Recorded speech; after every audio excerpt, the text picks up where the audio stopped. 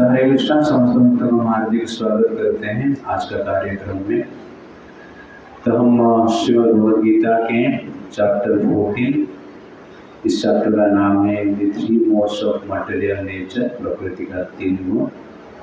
इसको हम एक एक्रोनियम के द्वारा देखा है, D fact, D for destination, वर्ष नंबर 14 से लेकर 20, जो कि आज हम देखेंगे।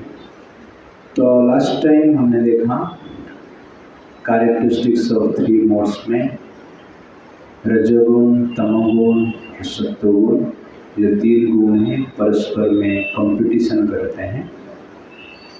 इसलिए हमारा जो विचार है कभी पॉजिटिव, कभी नेगेटिव, कभी सत्वगुण में, कभी रजोगुण में और तमोगुण में होता है। इसका मूल कारण है कि ये तीन गुण के कंपटीशन के कारण। तो कभी भी ये साइकोलॉजी को आप ध्यान रखिए कि मन में जो भी कुछ पॉजिटिव हो, नेगेटिव हो, अच्छा हो, बुरा हो, जो विचार आता है, हमें ये सोचना चाहिए कि तीन गुण के प्रभाव से होता है। ये एक प्रकार की मैसेज है, नोटिफिकेशन है। अपना विचार कैसे सोचना है और सामने वाले भी कुछ ऐसे कर रहे हैं तो आपको सोचना है कि वो तीन गुण के प्रभाव के कारण ही कर रहे हैं। तो इससे क्या होगा, आप भी डिप्रेशन में नहीं जाएंगे और सामने वाले के प्रति आपका जो भावना है वो भी सुधरेगा। तो ये क्लैरिटी के साथ हमें क्या करना चाहिए, जीवन में जीना है। तो गुडनेस का जो एक्सपीरियंस हम कैसे कर सकते हैं, तो भगवान कहते हैं कि all gates are illuminated by knowledge. और पैशन का एक्सपीरियंस हम कैसे कर सकते हैं, तो भौतिक भोग के प्रति, धन के प्रति स्ट्रॉन्ग अटैचमेंट रहेगा और एक व्यक्ति हार्ड वर्क करेगा अपना मटेरियल डिजायर को पूर्ति करने के लिए।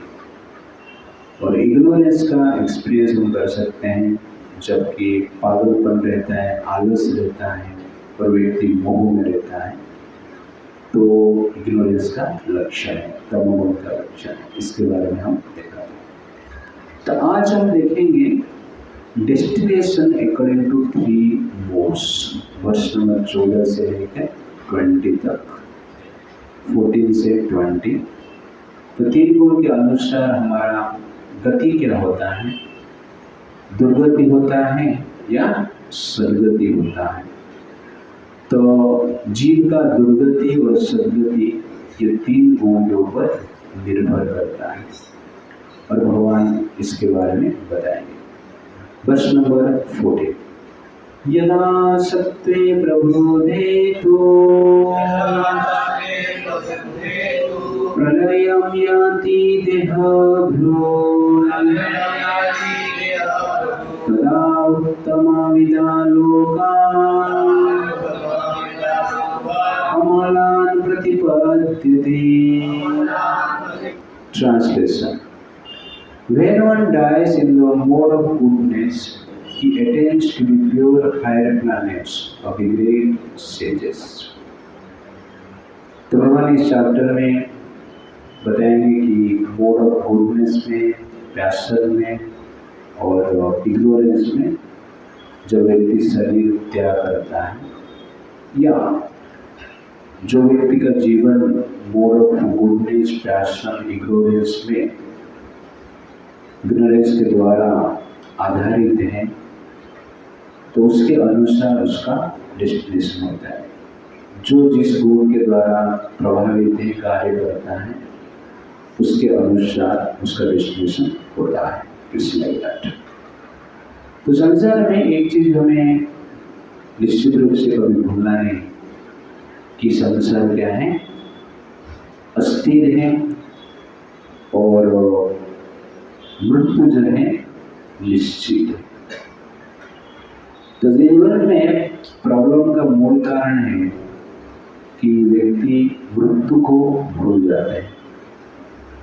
उनका विचार होता है कि इस जो संसार है सब कुछ है, यहाँ पर ही हमें कुछ करना है। जब इस प्रकार की भावना रहेगा तो व्यक्ति निश्चित रूप से फ्रस्ट्रेट ही रहेगा और व्यक्ति जनरली धर्म के अनुसार जीने की प्रयास नहीं करेगा। तो हमारा डेस्टिनेशन को हमें कभी भूलना नहीं। तो जीवन एक जर्नी है और जीवन में जो अनेक गोल है वो जनरली जर्नी का एक पार्ट है, वो जीवन का गोल नहीं है।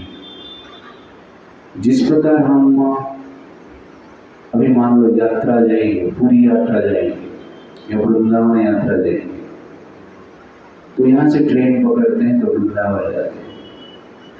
तो हमारा जो लक्ष्य है वृंदावन में पहुंचना है। लेकिन यात्रा में अनेक स्टेशन आएगा और अनेक प्रकार की लोगों से हम मिलेंगे और अनेक प्रकार की आइटम भी खाने को मिलेगा। ओके, लेकिन जीवन का यात्रा का लक्ष्य नहीं है कि रास्ता में मैं बटाटा वड़ा खाऊंगा, रास्ता में मैं जो हमारे बाजू वाले हैं सीट में बैठे हैं उनके साथ संबंध जोड़ूंगा। और ऐसा नहीं है कि रास्ता में आप बटाटा वड़ा देख रहे हो, आ रहा है और खत्म हो गया होगा और आप तो देख के फ्रस्ट्रेट हो जाते हो, ऐसा है नहीं।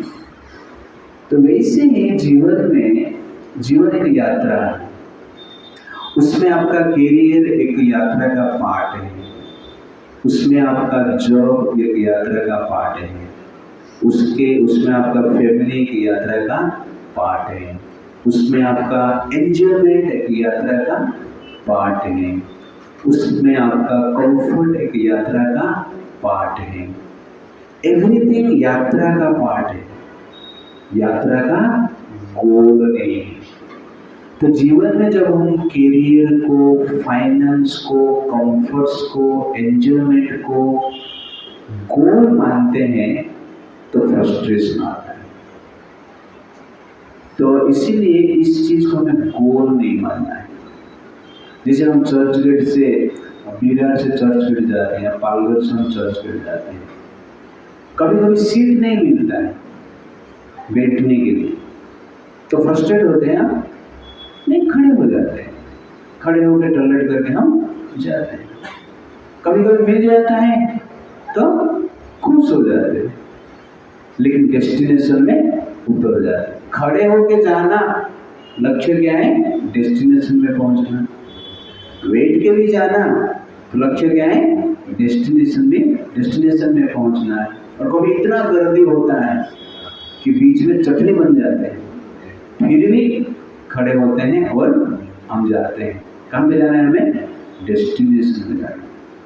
तो ट्रेन में सीट मिलना, सीट नहीं मिलना, खड़ा होना, एसी कोच मिला, जनरल कोच मिला, ये इम्पोर्टेंट नहीं है, ये आवश्यक है, ये गोल नहीं है, एक पार्ट ऑफ लाइफ है।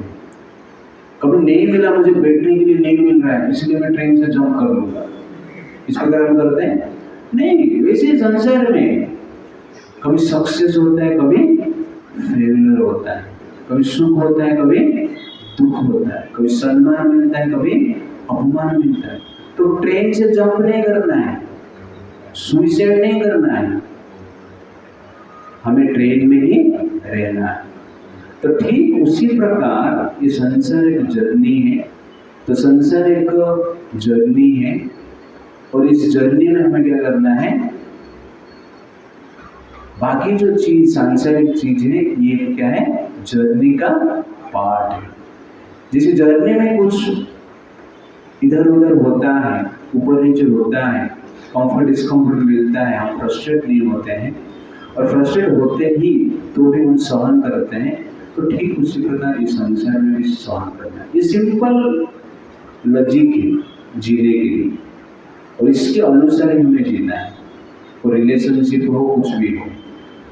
लेकिन ट्रेन में आप यात्रा कर रहे हैं, बाजू वाले के साथ झगड़ा कर रहे और झगड़ा करके गाली गलौज शुरू हो गया, गाली गलौज के पश्चात मारपीट भी शुरू हो गया, तो ये उसको मारा, वो उसको मारा, जिसका एक का दांत निकल गया, तो क्या होगा? पुलिस पकड़ लेगा और हम अपना डेस्टिनेशन में पहुंचेंगे, कहाँ पे पहुंच जाएंगे? जेल में पहुंच जाएंगे।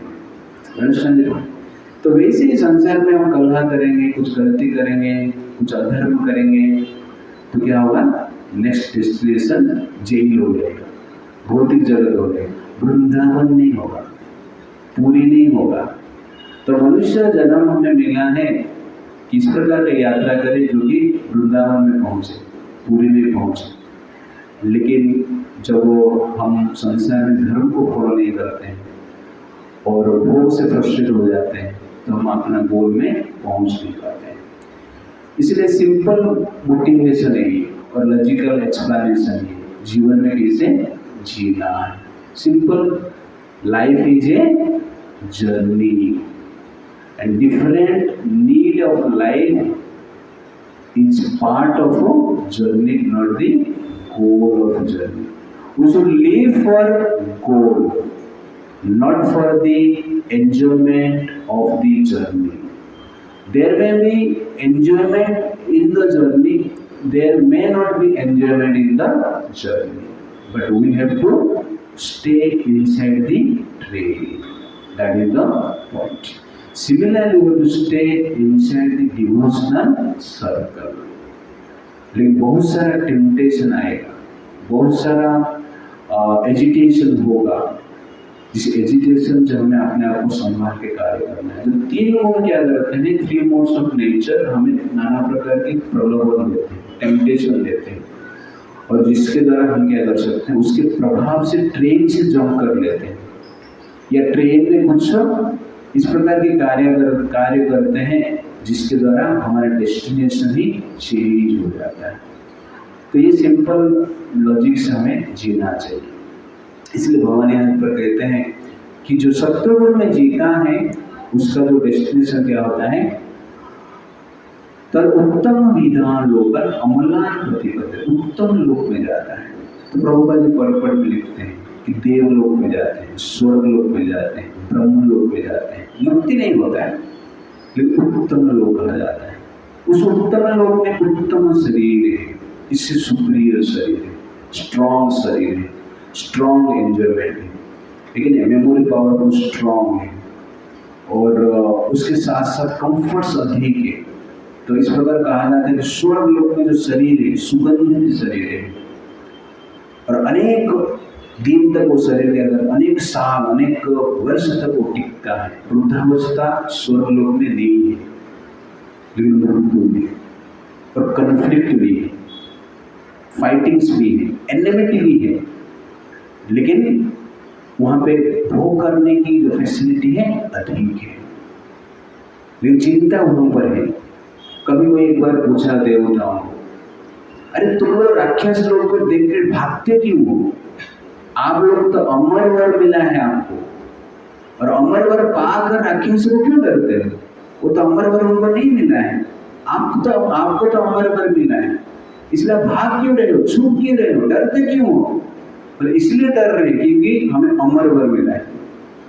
तो अमर वर में क्या होगा? मार ही खाते रहेंगे, लेकिन मरेंगे नहीं कभी। इसलिए हम क्या कर रहे हैं? भाग रहे, छुप रहे। तो अमर वर आपको मिल गया, लेकिन मार भी अमर हो जाएगा, तो आप मर नहीं पाएंगे और जी भी नहीं पाएंगे। इसलिए अमर वर अच्छा नहीं है, कभी कभी मर जो है अच्छा है, मृत्यु है अच्छा है। तो ये देवताओं का प्रॉब्लम है। शास्त्र में इसका बहुत सारे एग्जाम्पल है जहाँ पर देवता लोग राक्षस को डर कर हजार साल वन में छुपते रहे। तब सोचिए कितना कठिन होता रहेगा। तो ये है देवलोक। बट जो गुडनेस में रहते हैं, इस संसार में धर्म का पालन करते हैं, वो उच्च लोक में जाते हैं, और इस प्रकार का फैसिलिटी भगवान उनको देते हैं, भगवान भोग करने की फैसिलिटी। तो इस प्रकार कहा जाता है कि धरती पे हर दिन जो बर्थ है मोर देन 4 लाख, 4 लाख जन्म होता है प्रतिदिन, और हर दिन का जो डेथ है मोर देन 1,58,000। तो डेथ कितना होता है? 1,58,000 डेली। तब सोचिए, और आवर जो डेथ है दैट इज एग्जैक्टली क्या है 6,600 मोर देन 6,600 पर आवर। और लास्ट 1 घंटे में 6,000-7,000 लोग मर गए, ये कैलकुलेशन है। और पर दिन 1,58,000 लोग मरते हैं। इसका अर्थ क्या है? हम मृत्यु का लाइन में खड़े हैं, ओके ना। आज जनरली 1,58,000 लोग मर गए, इसका अर्थ क्या है? हमारा नंबर नजदीक आ गया, ओके ना। और हम क्या सोचते हैं? एडवांसमेंट कर रहे हैं, प्रोग्रेस कर रहे हैं। बट मृत्यु का लाइन में जैसे टिकट का नहीं जल्दी आ जाता है तो खुश हो जाते हैं ना, ओके ना, जल्दी आ रहे हैं। तो वैसे ही मृत्यु का लाइन 1,58,000 नंबर लाइन कम होता है और उसमें हम खड़े हैं। इसीलिए ये तत्वों को ठीक से समझना है और हमें धर्म से जीना है। इसलिए युधिष्ठिर महाराज को जब यक्ष प्रश्न पूछता है तो युधिष्ठिर महाराज कहते हैं, यक्ष प्रश्न पूछते हैं संसार में सबसे बड़ा आश्चर्य क्या है? तो युधिष्ठिर महाराज कहते हैं अहनि अहनि भूतानि गच्छन्ति यह यमालयम शेष स्थावरम इच्छन्ति किम आश्चर्यम अतः परम। कि अहनि अहनि भूतानि प्रतिदिन लाखों करोड़ लोग क्या करते हैं? यमलोक में जाते हैं। फिर भी संसार में लोग क्या करते हैं? इच्छन्ति, भोग करने की इच्छा करते हैं। किम आश्चर्य मतलब, इससे बढ़कर आश्चर्य क्या है? ये आश्चर्य है ना। 1,58,000 नंबर कट हो रहा है प्रतिदिन और हम क्या कर रहे हैं? प्रोग्रेस कर रहे हैं, ऐसा सोच के प्लान कर रहे हैं और हमें पता नहीं कि हमारा नंबर कभी आएगा। तो ये लाइन में हम खड़े नहीं हैं। तो यमदूत क्या करते हैं? सब लोग ऐसे फैले हुए चारों, लेकिन पर आवर यमदूत क्या करते हैं? 1,58,000 को पकड़ के उठा के ऊपर ले लेते हैं। आप पीछे भी खड़े रहेंगे तो आपका नंबर आ जाएगा और आप आगे भी खड़े रहेंगे आपका नंबर आ ही जाएगा। तो कभी भी आ सकता है। तो इसीलिए युधिष्ठिर महाराज कहते हैं ये सबसे बड़ा आश्चर्य।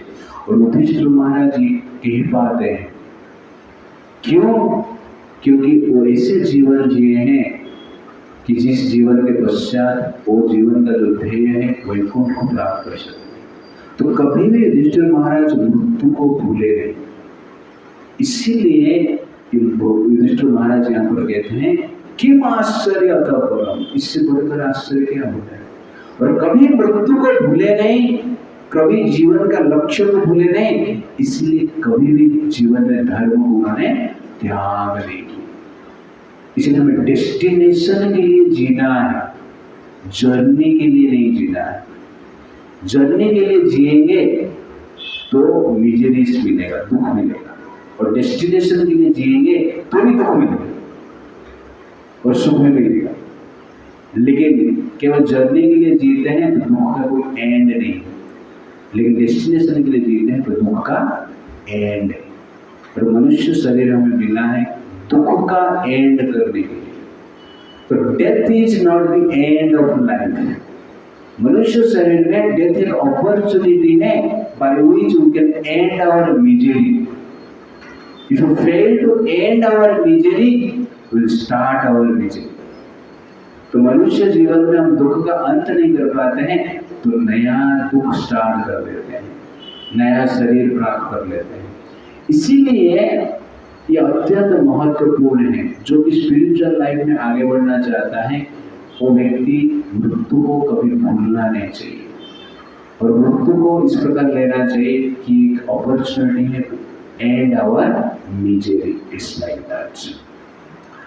तो always try for gain but do not forget the future pain in our life. तो फ्यूचर पेन क्यों? डेथ के बाद नया पेन स्टार्ट होता है। जीवन मतलब मटेरियल लाइफ में मतलब क्या है? पेन। मटेरियल लाइफ मतलब पेन। बोले ना, no pain no gain, okay ना। तो मैं क्या बोलता हूँ? No gain only pain, okay. No gain only pain. जो भक्ति हम नहीं करते हैं कुछ प्राप्त नहीं होता है, केवल कष्ट ही कष्ट प्राप्त होता है। इसलिए भगवान यहाँ पर कहते हैं कि जो सत्वगुण में रहता है वो स्वर्ग में जाता है और उत्तम लोक में जाता है। Okay, verse number 15। तो भगवान बताते हैं 15 में जनरली जो रजोगुण में रहते हैं और तमोगुण में रहते हैं उनका डेस्टिनेशन क्या होता है। राजसी प्रलयं गत्वा कर्मसंगीषु जायते तथा प्रलीनतामसि मूढयोनिषु जायते। Translation: When one dies in the mode of passion, he takes birth among those engaged in fruitive activities. And when one dies in the mode of ignorance, he takes birth in the animal kingdom. तो राजसी प्रलय गत्वा कर्म संगीषु जायते। तो रजोगुण का जीवन हमने जिया और हमारा मृत्यु होता है तो जनरली हम इस प्रकार योनि में प्रवेश करते हैं जहाँ पर कि हमें फिर से भोगवृत्ति को पूर्ति करने के लिए एक शरीर प्राप्त होता है। और तथा प्रलीन तामसी मूढ़ योनिषु जायते। जो तमोगुण में जीते हैं मृत्यु के पश्चात वो लोग जनरली मूढ़ योनि मतलब पशु योनि में जाते हैं। तो प्रभुपाद जी पर्पट में एक पॉइंट लिखते हैं जिसमें कि वो कहते हैं, जैसे लोग कहते हैं कि मनुष्य शरीर जो है सर्वश्रेष्ठ शरीर है और इस शरीर के पश्चात जनरली मनुष्य को मनुष्य जीवन ही मिलता है या मुक्ति हो जाता है, जन्नत में चला जाता है। इस प्रकार लोग सोचते हैं, जिसे क्रिश्चियंस कहते हैं मनुष्य शरीर क्या है एंड, उसके बाद मनुष्य जो नहीं मिलेगा और ये स्वर्ग मिलेगा हमें। जो क्रिश्चियनिटी को एक्सेप्ट कर रहे हैं उसको स्वर्ग गारंटी, कुछ भी करेगा तो भी मिल जाएगा, है कि नहीं। जो इस्लाम को एक्सेप्ट करता है कुछ भी करेगा तो भी चलेगा लेकिन जन्नत मिल जाएगा। तो उनका एक फंडा है कि कब्रिस्तान है ना, कब्र में रहते हैं वो लोग, तो वो सोचते हैं कब्र में ही रहते हैं वो लोग जब तक प्रलय नहीं होता है। प्रलय को क्या बोलते हैं वो लोग, कयामत। तो कयामत के टाइम पे कफन से निकलते हैं, निकल कर कहाँ के जाएंगे, जन्नत में जाएंगे। तो उनका इस कुरान में लिखा गया है कि 6000 साल के बाद प्रलय होता है करके। अभी 6000 साल हो गया, प्रलय हुआ ही नहीं। ओके, इसलिए वो कफन में ही है बाहर नहीं निकल रहे हैं। It's like that. But Gita क्या कहता है, तो गीता इस्लाम क्रिश्चियन इसका बात नहीं करता है। गीता डायरेक्टली कहता है कि आपका मृत्यु रजोगुण में होता है और रजोगुण का जीवन आप जीते हो तो इस धरती पे फिर से जन्म लेते हो। कर्म संगीषु जायते, एक प्रकार के शरीर मिलता है जिसमें हार्ड वर्क करते हैं। और जब तमोगुण का जीवन जीते हो जनरली पशु योनि में जाते हैं। इसलिए मनुष्य योनि मिलने के पश्चात गारंटी नहीं है कि नेक्स्ट योनि आपका मनुष्य होगा। इसलिए आप लोग भाग्यवान हैं कि मनुष्य योनि में एटलीस्ट हम गीता का पाठ कर रहे हैं, स्टडी कर रहे हैं। और मनुष्य योनि इसलिए ही मिला है। तो 3 गुण के प्रभाव के कारण हम शास्त्र को और भक्ति को जनरली स्ट्रेस नहीं दे पाते और इसलिए हम स्ट्रेस में आ जाते हैं। तो शास्त्र को और भक्ति को हमें क्या करना चाहिए, स्ट्रेस देना पड़ेगा। और स्ट्रेस देंगे तो स्ट्रेस से दूर होंगे, अदरवाइज दूर नहीं हो सकते। ये 3 गुण का काम यही है कि आपको भगवान को जो स्ट्रेस देने का मेंटालिटी है उससे दूर रखने के लिए। इसलिए हमें बार बार प्रयास करके ये कार्य करना चाहिए जिससे हम भगवान को इम्पोर्टेंस दे सके और भक्ति का प्रैक्टिस कर सकते हैं और 3 गुण का प्रभाव से हम बच सकें। That is the point. Okay, verse number 60। Destination as per feeling और इमोशन इज कंसर्न। तो भगवान फीलिंग के अनुसार 3 गुणों का डेस्टिनेशन बताएंगे और इमोशन बताएंगे। दैट इज वर्ष नंबर 60। कर्मणः सुकृतस्य आहो सात्विकं निर्मलं फलं रजस्तु फलं दुःखं अज्ञानं तमसा फलम्। Translation: The result of pious action is pure and is said to be in the mode of goodness. But action done in the mode of passion results in misery, and action performed in the mode of ignorance results in foolishness. तो emotion को दृष्टि में रखकर भगवान इसका destination बताते हैं 3 गुणों का। कर्मणा सुकृतस्याम और सात्विकम निर्मलम। जो सत्वगुण में जीते हैं उनका जो फीलिंग्स कैसे रहता है, निर्मल रहता है, प्योर रहता है, प्योर भावना रहता है, प्योर अंडरस्टैंडिंग रहता है और सुख का अनुभव करते हैं। भगवान यहाँ पर डायरेक्ट सुख नहीं बता रहे हैं।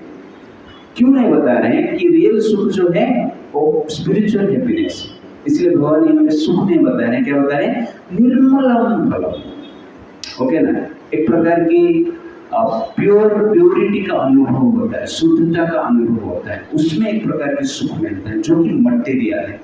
भगवान यहाँ पे सुख इसलिए नहीं बताया है कि मटेरियल सुख जो है एग्जैक्टली रियल सुख नहीं है। ये एक प्रकार की एजिटेशन है, एक प्रकार की बंधन का कारण है। इसलिए कृष्ण सात्विकम सुखम फलम नहीं बोलते, रजस्तु फलम दुखम बोले, लेकिन सात्विकम सुखम फलम नहीं बोले। क्या बोले? निर्मलम फलम बोलते हैं। ये निर्मल है, आपको अच्छा लगेगा, लेकिन सुख इसलिए नहीं बोले क्योंकि बांध लेता है, इसलिए सुख नहीं है। रजस्तु फलम दुखम, रजगुण में आप जिएंगे तो उसका फल क्या है? दुखी दुख होगा, डायरेक्टली भगवान कहते हैं। और रजगुण का लक्षण क्या है? असमस्पृह, unlimited desire, unlimited enjoyment, unlimited comforts, desire for power, position, hard work. ये क्या है? फलम दुखम। हार्ड वर्क का मतलब क्या है? दुख है। अधिक से अधिक इच्छा है मतलब क्या है? दुख है। अधिक से अधिक एंजॉयमेंट करेंगे तो क्या होगा? दुख होगा। कोई भी एंजॉयमेंट आप करें, ज़्यादा दारू पी लें दुख होगा, ज़्यादा स्मोकिंग किया दुख होगा, ज़्यादा सेक्स एंजॉयमेंट करेंगे दुख होगा। तो कुछ भी करेंगे तो क्या है? रजस्तु फलम दुखम। तो इसलिए असमस्पृह मतलब असम दुख है, अनलिमिटेड पेन है। अज्ञानम तमसः फलम, और अज्ञान जो है उसका फल क्या है? फूलिशनेस। इसका अर्थ क्या है? वो दुख में ही है लेकिन उसको लगता है कि मैं सुख में हूँ। It's like that. तो आप इस प्रकार सोच सकते हैं, सत्वगुण वाला दूध पीता है निर्मलम, रजोगुण वाला थम्स अप पीता है ओके दुखम, और तमोगुण वाला दारू पीता है तो फूलिशनेस। It's like that. तो इस प्रकार जनरली आपको विचार कर सकते हैं और अपना जीवन में जो भी एक्टिविटी है इस प्रकार हम अनुभव कर सकते हैं, इसको विचार में ले सकते हैं। It's like that. The financier has to take much trouble to earn a mass of wealth. Those who are working to construct a building have to render physical toil. The miseries are there. बड़े-बड़े जगह बड़े-बड़े construction होता है, आप देखेंगे संसार में तो डिफरेंट टाइप का कंस्ट्रक्शन चलता रहता है। तो प्रभुपाद जी कहते हैं बड़ा बिल्डिंग बनाने के लिए परिश्रम अधिक करना पड़ता है। जो खरीद रहा है करोड़ रुपया देके खरीद रहा है, करोड़ कमाने के लिए उसको परिश्रम करना पड़ता है। जो भी मटेरियल इंडस्ट्रियल डेवलपमेंट आप देख रहे हैं हार्ड वर्क है, तो हार्ड वर्क से जनरली हम कुछ प्राप्त कर सकते हैं। इसलिए दुख है, रजस्तु फलम दुखम। ट्रेन आप देखिए, ट्रेन जो ट्रैक है पूरा वर्ल्ड में बिछाया गया है। इन ट्रैक बिछाने के लिए कितना परिश्रम किया गया है। पहले आयरन को निकालो, उसको प्यूरिफाई करो, उसके बाद उसको स्टील प्लांट में स्टील बनाओ, उसके बाद ट्रक बनाओ, ट्रक को उठा के लेके आओ, उसको डालो, ओके ना। उसमें ट्रेन भी लोहे से बनेगा, वो ट्रेन भी चलेगा। ट्रेन चलाने वाला जो मोटर ड्राइवर है उसको भी कहाँ पर रेस्ट नहीं है, कंट्रोल चलता रहेगा। बाद में एक्सीडेंट हो गया, मोटर ड्राइवर पैसेंजर सब मर जाएंगे। It's like that. तो इस प्रकार देखिए हार्ड वर्क करते हैं, इसलिए रजस्तु फलम दुख। तो रजोगुण में रहेंगे परिश्रम अधिक, कंफर्ट्स भी मिलेगा लेकिन दुख भी मिलेगा। It's like that. The seed of passion creates a beautiful tree with A painful fruits. Seed of passion creates a delightful atmosphere with a distressful heart. Seed of passion creates a smiling attire with a senseless behavior. It's like that. ये generally जो रजोगुण में रहते हैं इस प्रकार की mentality होता है। तो आजकल देखिए लोनलीनेस, इस प्रकार वर्ल्ड स्टडी कहता है कि मोर देन 37 to 55% लोग, 37 से लेकर 55% लोग संसार में लोनलीनेस में, अकेलेपन, एकांत और अकेलेपन में अंतर है। एकांत मतलब क्या है? सॉलिट्यूड में रहना है, थोड़ा अपने पिकनिक के लिए गया, ये सब जो इसको कहते हैं एकांत। बट अकेलेपन मतलब क्या है? आप भीड़ में भी हो सकते हो लेकिन आपको लोनलीनेस की फीलिंग आएगा। तो रजोगुण में लोनलीनेस का फीलिंग निश्चित रूप से रहेगा। इसलिए हार्ड वर्क जो करते हैं वो जनरली एंजॉयमेंट करने इच्छा नहीं करते हैं।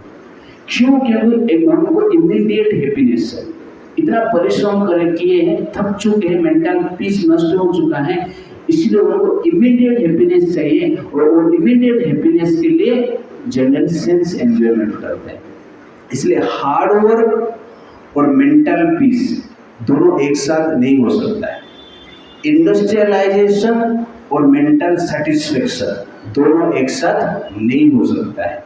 इसीलिए मॉडर्न एज में हार्ड वर्क लोग कर रहे हैं, इंडस्ट्रियलाइजेशन है, लेकिन लोगों के पास मेंटल पीस और मेंटल सेटिस्फेक्शन नहीं है। क्यों? क्योंकि ये दोनों एक साथ नहीं हो सकता है। अब परिश्रम करेंगे तो शरीर थक जाएगा, वैसे ही हार्ड वर्क और मान लो आप कंप्यूटर में प्रोग्राम भी बनाते हो तो मन थक जाता है। अब कहाँ पर भी, अब आजकल इधर बहुत सारा फैक्ट्री है जो कि मेडिसिन फैक्ट्री है, लेकिन वहाँ पे जो काम करते हैं फार्मासिस्ट वाले वो भी थक जाते हैं। तो कहने का अर्थ है मॉडर्न इंडस्ट्रियलाइजेशन का जो सिस्टम है वो मन का सेटिस्फेक्शन को नष्ट ही कर देता है।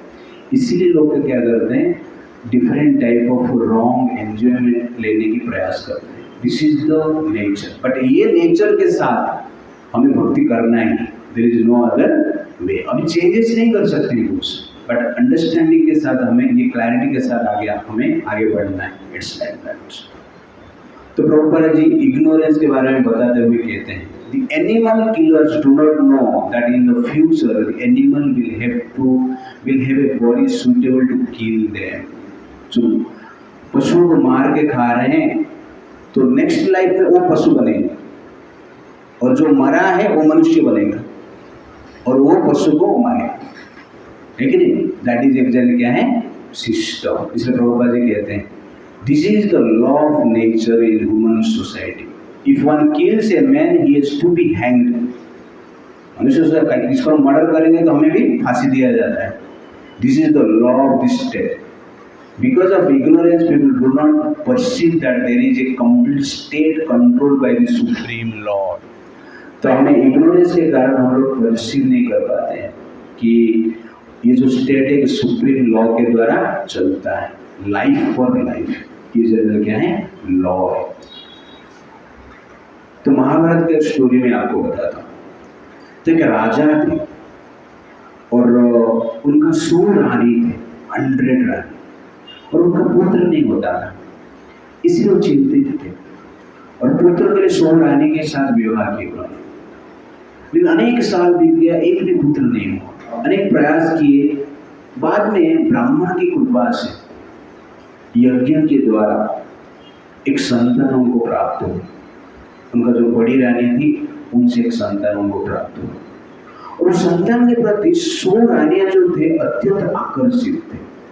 100 रानी उस संतान को नहीं देखते थे तो चिंता में रहते थे और 100 रानी उस संतान को इतना प्रेम करते थे जैसे को संतान उनका जीवन, 100 का 100। इस प्रकार उनका लाइफ था। एक बार राजा अपने दरबार में बैठे हैं और वो चर्चा कर रहे हैं। अचानक 100 रानी का क्रंदन उनको सुनाई दिया। 100 रानी एक साथ जोर से रोने लगी। तो राजा दरबार में बैठे, उनको सुनाई दिया, तुरंत उठ के वहां से निकल गए और रानी के जो इनर चैम्बर है वहां पर पहुंचे। तो रानी को पूछे, आप क्यों रो रहे हो? ना बेटे को मूंगी काट लिया इसलिए हम लोग रो रहे हैं। अटैचमेंट।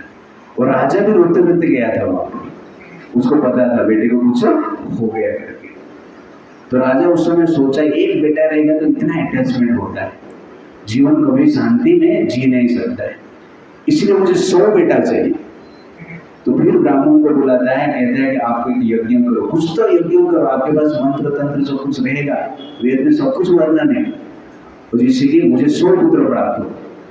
तो राजा का ये बात सुन के कुछ ब्राह्मण थे, बोले हाँ ऐसे मंत्र है, ऐसी यज्ञ का व्यवस्था है शास्त्र में, जिससे कि आपका 100 पुत्र हो सकता है। क्या करना पड़ेगा बोलिए मुझे ना। आपका जो एक पुत्र है ना, उसका बलिदान देना पड़ेगा, उसको आपको मारना पड़ेगा, उसका 100 टुकड़ा हम लोग करेंगे, तो 100 टुकड़े को यज्ञ कुंड में हम डालेंगे, उस यज्ञ कुंड से वो मांस जलने के पश्चात जो धुआं निकलेगी, उस धुआं को ये 100 रानी ग्रहण करेंगे, उसके बाद 100 रानी प्रेग्नेंट हो गए, उनके शरीर से 100 पुत्र आएगा, और ये जो पुत्र आप मारेंगे वो भी पैदा होगा बड़ी रानी के गर्भ से, और उसका हाथ में एक चिन्ह रहेगा, वो भी बता।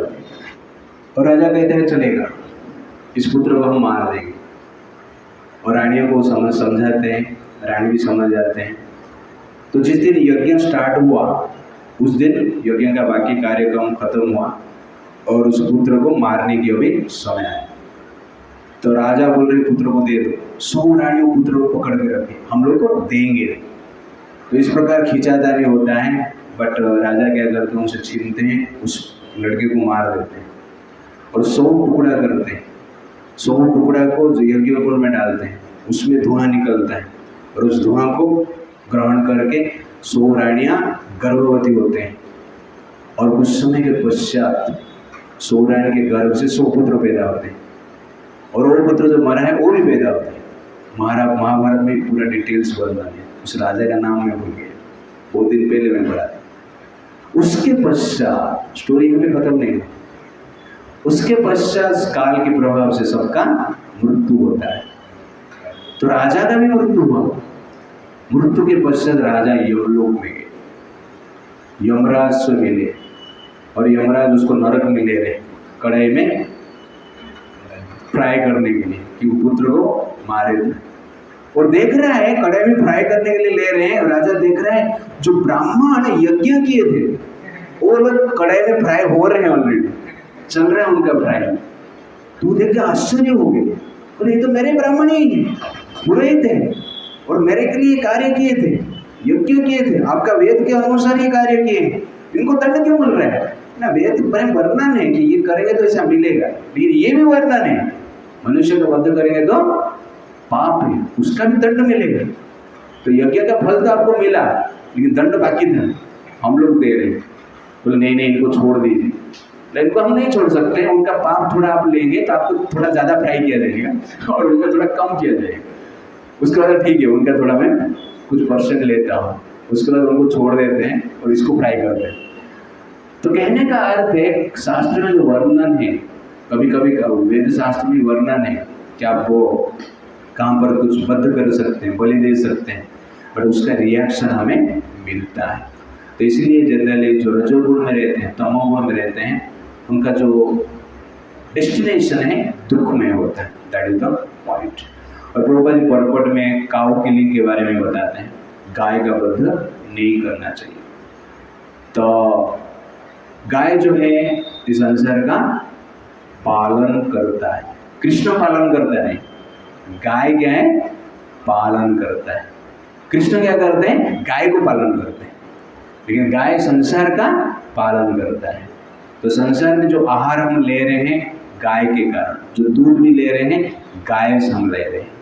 ओके, कोई कहेगा कि प्रभु जी हमारे पास ट्रैक्टर है, लेकिन ट्रैक्टर तो अभी आया है, आपके पिता माता के जो शरीर में जो ब्लड है कहाँ से आया है, गाय से आया है, बैल से आया है। बैल खेती करते हैं ना, उससे ग्रेन बनता है, वो हम खाते हैं।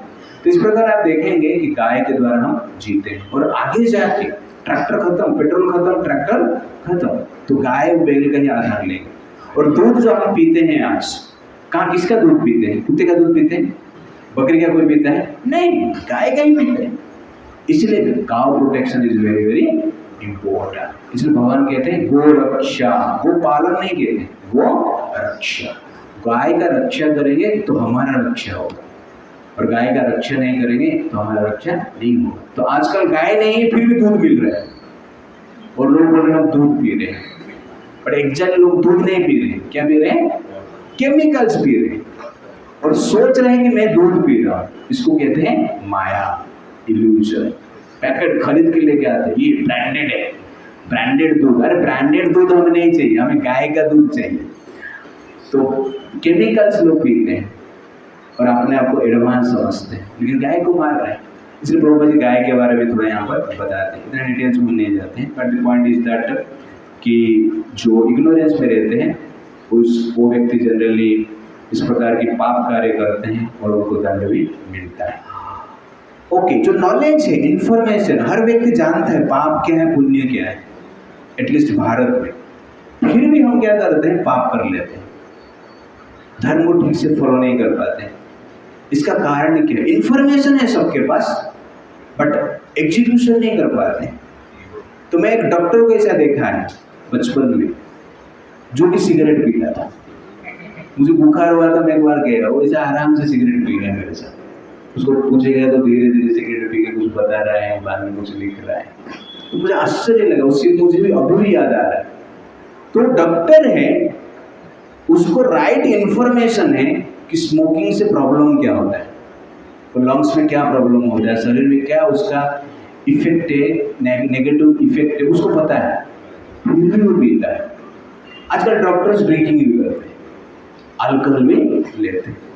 तो नॉलेज है उनके पास लेकिन एप्लीकेशन नहीं है।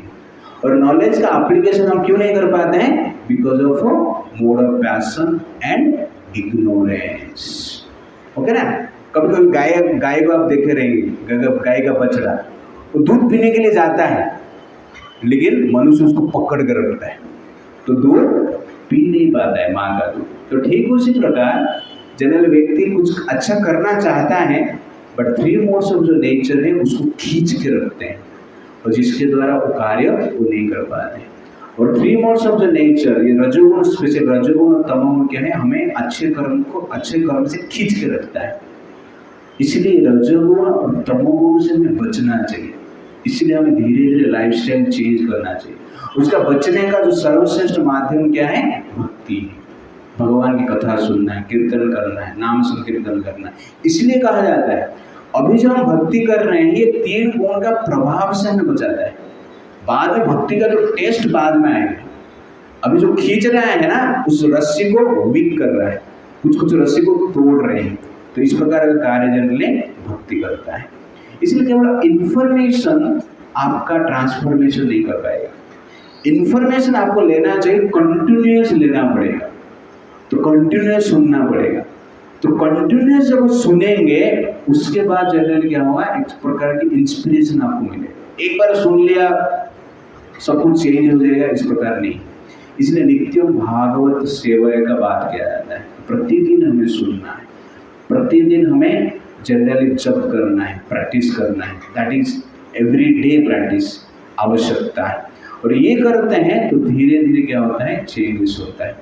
तो इंफॉर्मेशन रोज लेना है, उसके साथ साथ क्या है, भगवान को प्रार्थना भी करना है, सबमिशन। तो पहला इंफॉर्मेशन, बाद में submission. You should have to submit your prayer कि भगवान आपका जो 3 गुण है, रजोगुण है, तमोगुण से मुझे बचाइए। और उसके साथ साथ एसोसिएशन, जो ये गुण से परे हैं, अच्छे व्यक्ति हैं, उनका संग में रहना है। तो इंफॉर्मेशन, सबमिशन, देन एसोसिएशन। उसके बाद आपको इंस्पिरेशन मिलेगा। उसके बाद आपको करने के लिए, एग्जीक्यूशन करने के लिए जो ताकत है, डिटर्मिनेशन है, वो आप प्राप्त करेंगे। और वो करेंगे, वो भी कभी करेंगे, कभी कम होगा, कभी ज़्यादा होगा, कभी कर पाएंगे, कभी नहीं कर पाएंगे। इस प्रकार कंटिन्यूस करते रहेंगे डिटर्मिनेशन के साथ, देन देयर इज ट्रांसफॉर्मेशन। उसके बाद चेंजेस होगा और कंटिन्यूस करते रहेंगे, ट्रांसफॉर्मेशन धीरे धीरे होगा, then there is elevation to the spiritual world. तो ये स्टेप वाइज हमें जाना है। पहले क्या है, ऑरल रिसोर्स, सुनना है। तो information with submission and association leads to inspiration, then there is execution, then there is transformation, then there is elevation. Elevation to the spiritual world और हायर प्लैनेट। इसीलिए हमें जनरली प्रतिदिन ये सब चीज़ सुनना अत्यंत आवश्यकता है। Is the point. तो इमोशनली भगवान यहाँ पर बताया कि आपको सत्वगुण में आप रहेंगे तो आपको सुख का अनुभव होगा, निर्मल भाव का अनुभव होगा। रजोगुण में रहेंगे तो आपका दुख का अनुभव होगा आपको, और आप तमोगुण में रहेंगे तो आपको जनरली पागलपन का अनुभव होगा। वर्ष नंबर 70। सत्व संजयते ज्ञानम रजसो लोभैव च प्रमाद मोहो तामसो भवत ज्ञानमेव च। तो भगवान 17 में बता रहे हैं कि 3 गुण का प्रोडक्शन क्या है। सत्व संजायते ज्ञान, सत्व गुण में रहेंगे तो ज्ञान उत्पन्न होगा। रजस लोभ एव च, रजोगुण लोभ को उत्पन्न करता है, ग्रीड को उत्पन्न करता है। प्रमाद मोह तमस भवत अज्ञानम एव च, तो तमोगुण जो है पागलपन डेवलप करेगा, इल्यूजन डेवलप करेगा और अज्ञान निर्माण करेगा, इग्नोरेंस निर्माण करेगा। तो इस प्रकार ये 3 गुण क्या करते हैं, कुछ कुछ निर्माण करते हैं। तो संसार में हर कुछ कोई डिफरेंट फैक्ट्री है, तो डिफरेंट फैक्ट्री में डिफरेंट चीज निर्माण होता है। तो ठीक उसी प्रकार ये तमोगुण का लाइफस्टाइल आप करें, जिएंगे तो तमोगुण का डेवलपमेंट होगा। क्या प्रोडक्शन है उसका? इल्यूजन, मोह में आप रहेंगे, अज्ञान में रहेंगे और आपका पागलपन बढ़ता रहेगा। और रजोगुण का लाइफस्टाइल आप जिएंगे तो संसार में लोभ बढ़ेगा और उसके साथ साथ जनरली स्ट्रॉन्ग जो इच्छाएं हैं, असमस्पृह है, अनलिमिटेड डिजायर फॉर एंजॉयमेंट वो बढ़ेगा। और सत्वगुण का लाइफस्टाइल आप जिएंगे तो आपका ज्ञान बढ़ेगा। तो ज्ञान केवल सुनने से बढ़ता नहीं है, एक लाइफस्टाइल से बढ़ता है। तो वैसे ही you have to change your lifestyle. The destination as per physical location. ऊर्ध्वं गच्छति सत्त्वस्थं मध्ये तिष्ठन्ति राजसः जगन्यगुणवृत्तिस्था अधो गच्छति तामसः। Those situated in the mode of goodness gradually go upward to the higher planets. Those in the mode of passion live on the earthly planet, and those in the abominable mode of ignorance go down to the hellish world. ऊर्ध्वं गच्छति सत्त्वस्थ, सत्वगुण में जीवन जीते हैं तो स्वर्ग प्राप्त होगा, ब्रह्मलोक तक हम जा सकते हैं। मध्य तिष्ठति राजस, रजोगुण में रहेंगे तो ये अर्थली प्लैनेट्स में रहेंगे, पृथ्वी पर हम रहेंगे। जगन्य गुण वृत्तिस्था अधगच्छति तामस, और तमोगुण में हम जिएंगे तो पशु योनि में जाएंगे, नरक में जाएंगे। इस प्रकार जनरली फिजिकल डेस्टिनेशन मिलता है according to mode of nature. तो प्रभुपाद जी कहते हैं ignorance is the lowest quality in material nature. Beneath the human level, there are 8 million species of life, birds, beasts, reptiles, trees. जो इग्नोरेंस में रहता है इस प्रकार का योनि में जाता है, मतलब पशु योनि में चला जाता है।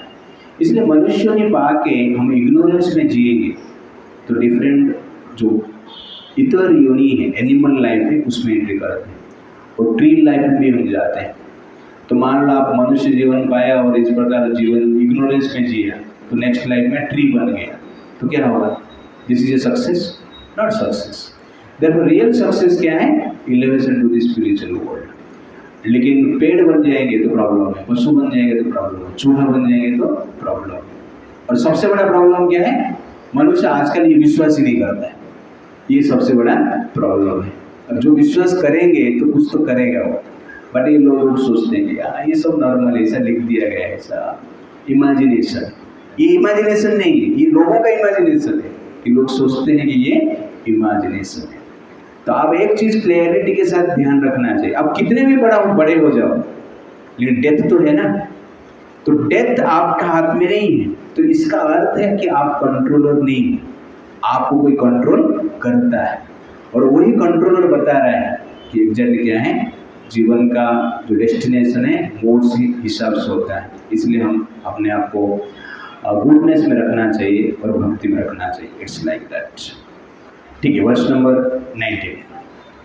तो destination who is free from 3 modes of nature. 3 modes हम परे जाते हैं तो उसका डेस्टिनेशन क्या है? नान्यम गुणेभ्यः कर्तारम् यदा द्रष्टानुपश्यति गुणेभ्यः च परं वेति मद्भावं स अधिगच्छति।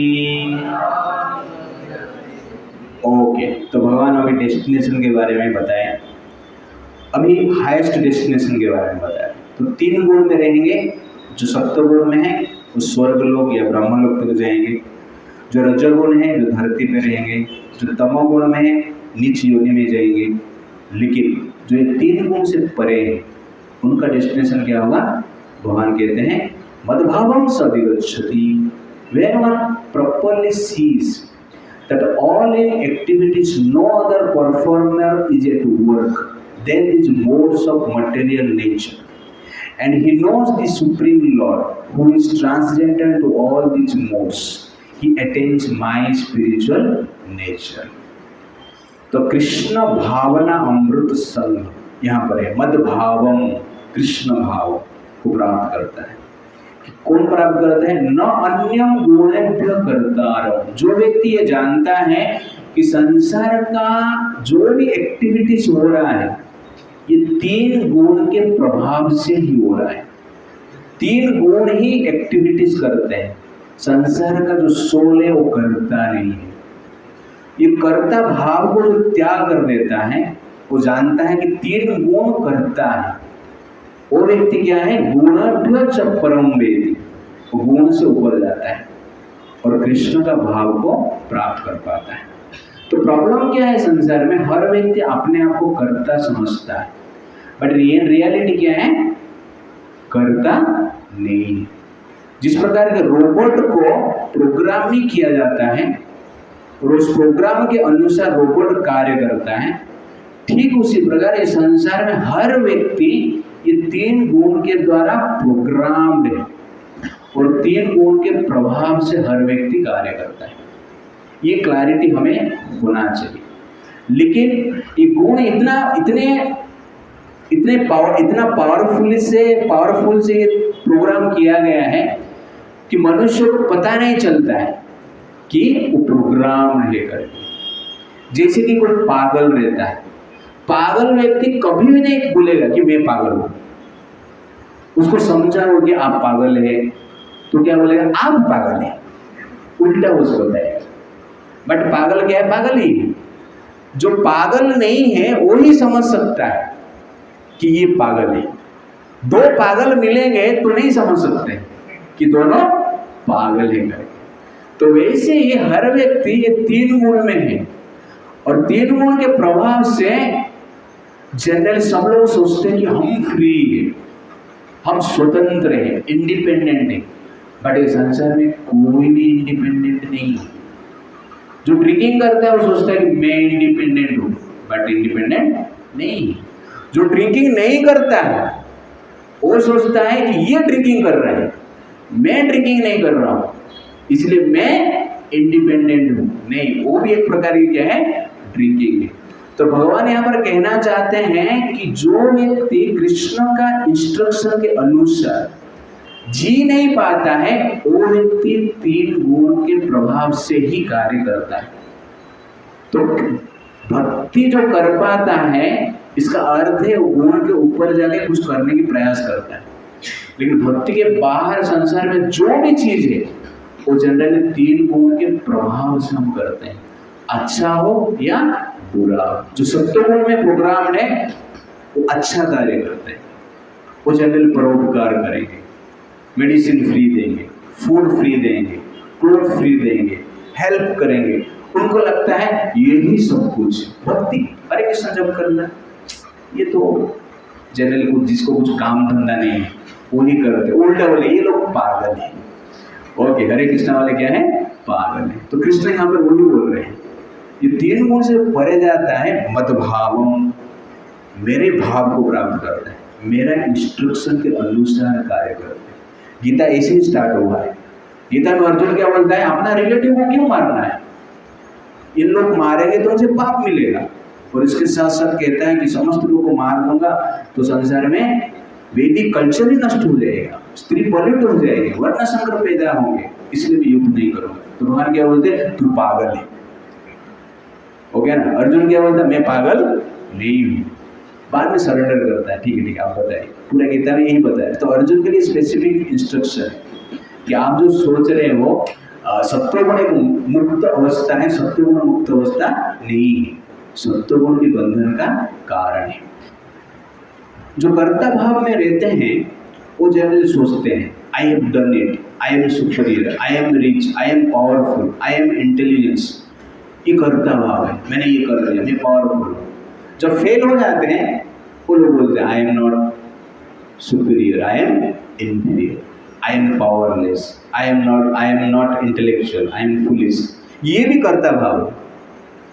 तो दोनों, जब एक व्यक्ति जब कहते हैं आई एम सुपीरियर वो भी कर्ता भाव है, और जो बोलते हैं कि आई एम इंफीरियर वो भी क्या है, कर्ता भाव। आप सुपीरियर नहीं है, आप इंफीरियर नहीं है, आप तीन गुण से कार्य करते हैं। That is the point. तो ये क्लैरिटी हमारे पास होना चाहिए। और ये तीन गुण का कंट्रोलर कौन है, भगवान कृष्ण है।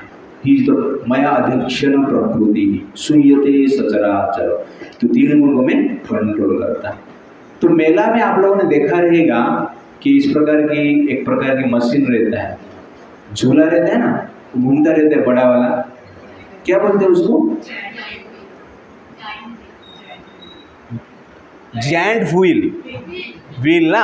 ओके, जायंट व्हील मतलब बड़ा व्हील इस तरह बोलते हैं। ओके, उड़ीसा में इसको क्या बोलते हैं, रामदोली बोलते हैं, रामदोली। ओके ना।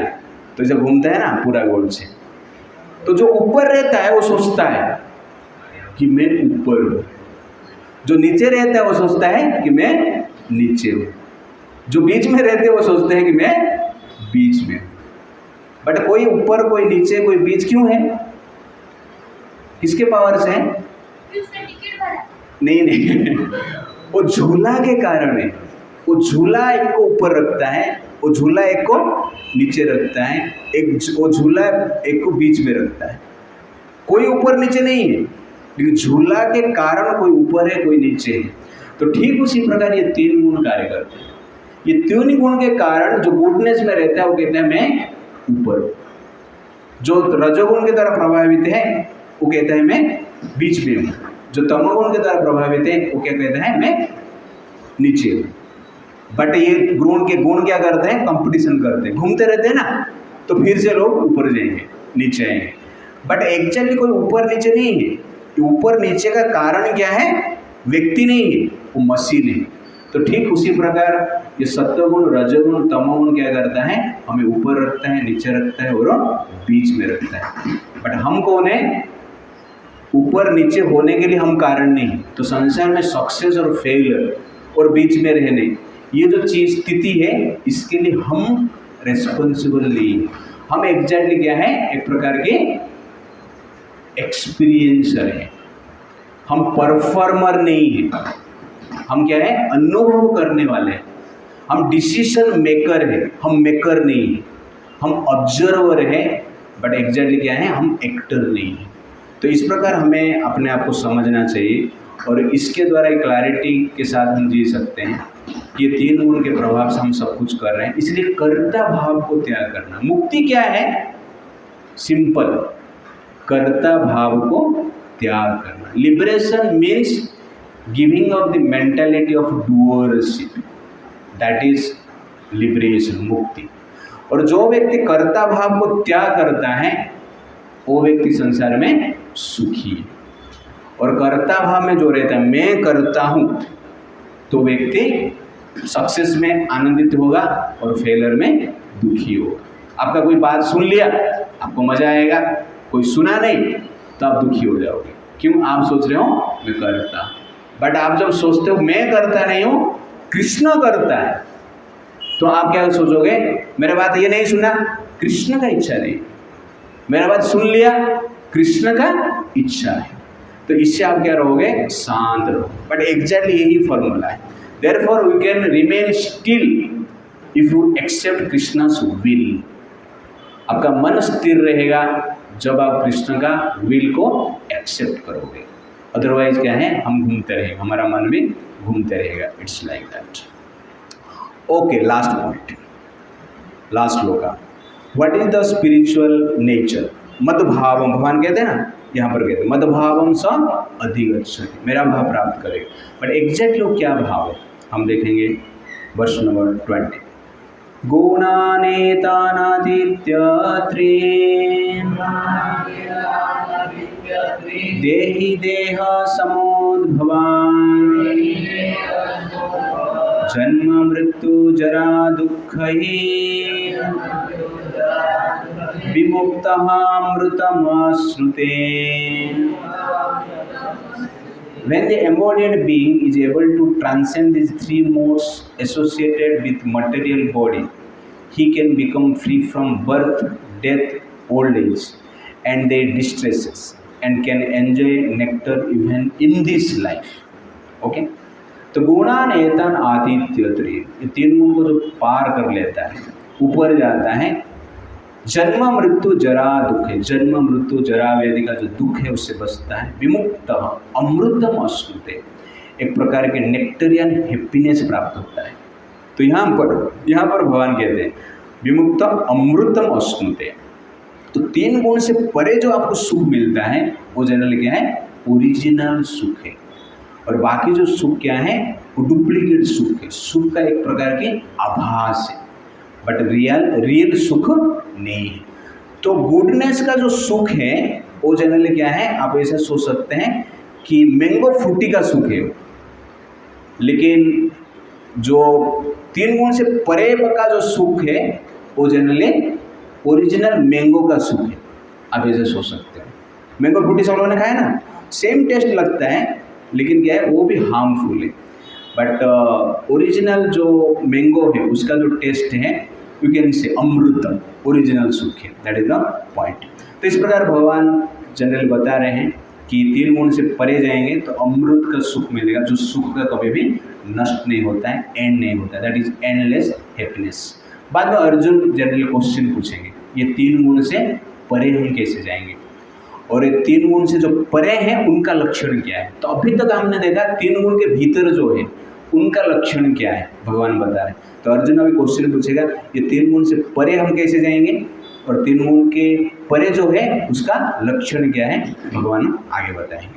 हरे कृष्णा कृष्णा कृष्णा हरे हरे, हरे राम राम राम हरे हरे।